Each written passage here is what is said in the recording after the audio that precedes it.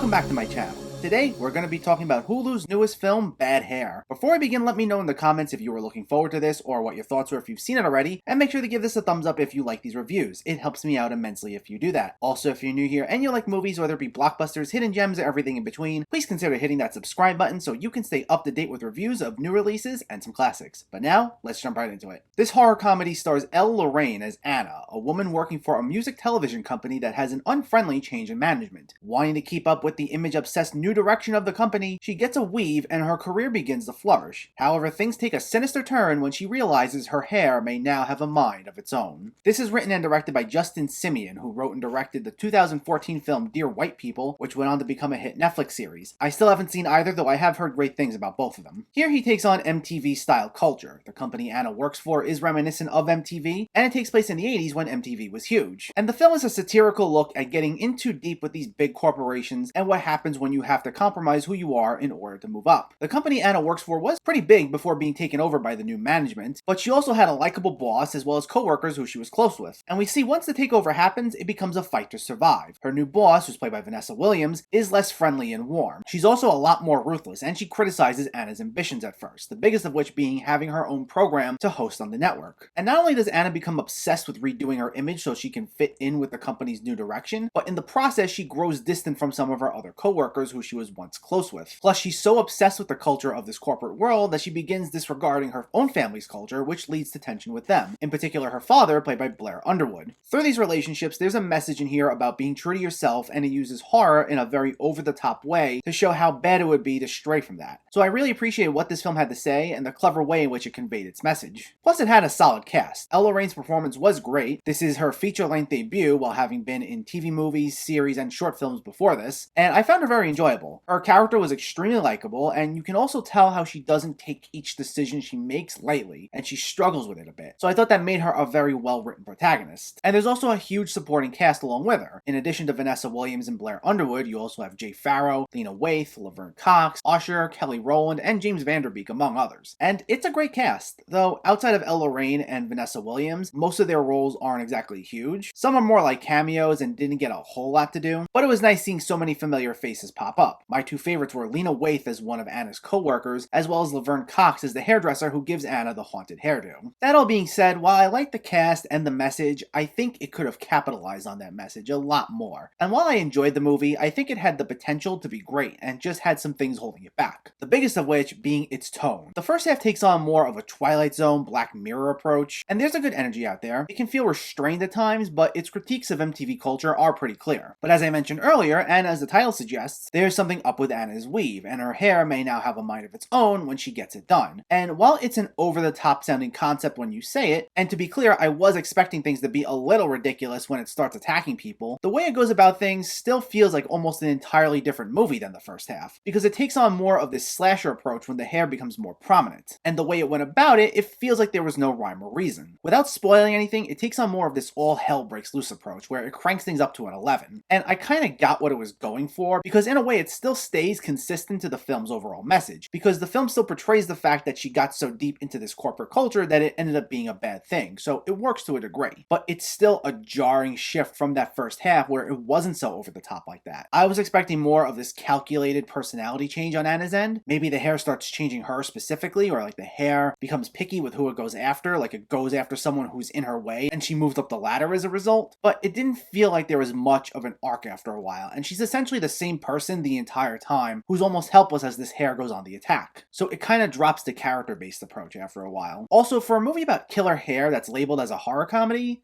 I didn't exactly find it all that funny for the most part. I laughed a little bit at some of the kills by the hair because they were so over the top, and some of the supporting cast had a few decent one-liners here and there, but a lot of the movie plays things pretty straightforward and fairly serious for the most part, especially in that first half where we got a lot of setup as we get introduced to this massive supporting cast. Like I said, I enjoyed the cast, I liked the energy that they brought, and I found the film's message to be clear, but still, it wasn't exactly funny until we got to the hair in action, and even then, it was only by so much. If they wanted to lean in a lot more to the hair killing people in a no-holds-barred manner, maybe they could have gotten to it earlier on, because it takes almost an hour for it to claim its first victim. But if it was sooner, that way the film could have been a little more consistent in tone, and we would have had this over-the-top feel established much sooner. Now, I like the Twilight Zone approach it took in the first half, and I like the over-the-top action scenes with the hair in the second half, but because they're two drastically different approaches, the movie's not greater than the sum of its parts when the two tones are put together, so it's a very uneven experience. Now, for me, the good outweighed the bad just enough that I was able to still enjoy the movie, but some may not have that same experience. I can see people finishing this and not being sure what to think.